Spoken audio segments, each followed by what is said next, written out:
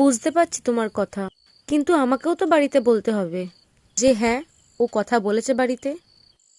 But অনুপম, তুমিই বলো, 5টা বছর কেটে গেল, এখনো অবধি কোনো উত্তর নেই। আমি কি বলবো বাড়িতে? আর জাস্ট একটু সময় দাও।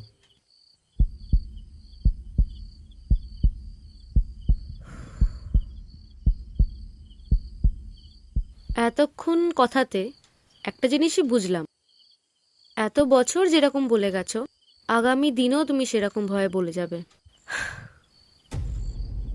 এরম ভাবে কেন বলছো গো?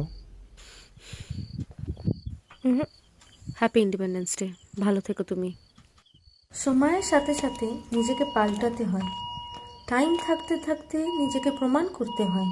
না হলে এখন যেরকম একটা জায়গা ফাঁকা আর একটা ভর্তি, সেরামই সম্পর্কে একজন থেকে যায় আর একজন চলে যায়।